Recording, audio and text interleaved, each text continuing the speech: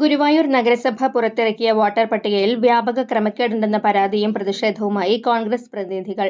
Voter പട്ടികയിലെ വ്യാപകമായ ക്രമക്കേടുകൾ ചൂണ്ടിക്കാണിച്ചാണ് സെക്രട്ടറിയെ പ്രതിഷേധമറിയിച്ചത്. വാർഡ് വിഭജനത്തിന് ശേഷം കരട് പട്ടിക പുറത്തിറങ്ങിയ ഘട്ടത്തിൽ തന്നെ അപാകതകൾ ചൂണ്ടിക്കാണിച്ചതിനെ തുടർന്ന് തിരുത്താമെന്ന് നഗരസഭാ നോട്ടീസ് ബോർഡിൽ പ്രദർശിപ്പിച്ച കാര്യങ്ങൾ പോലും പുതിയതായി ഇറക്കിയ പട്ടികയിൽ തിരുത്തിക്കാണുന്നില്ല.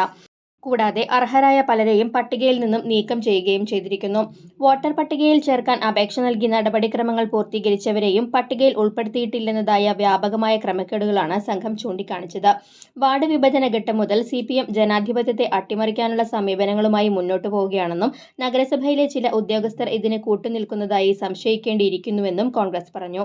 ഇതുമായി ബന്ധപ്പെട്ട പരാതികൾ സംസ്ഥാന തെരഞ്ഞെടുപ്പ് കമ്മീഷനെയും ജില്ലാ കളക്ടറെയും അറിയിക്കുമെന്നും കോൺഗ്രസ് പ്രതിനിധി സംഘം പറഞ്ഞു. Aravindan Pallath, KP Udayan, KPA Rasheed, BV Joy, Sabu Chowallur, Sindo Thomas, councillor KM Mehroof എന്നിവർ സംഘത്തിലുണ്ടായിരുന്നു.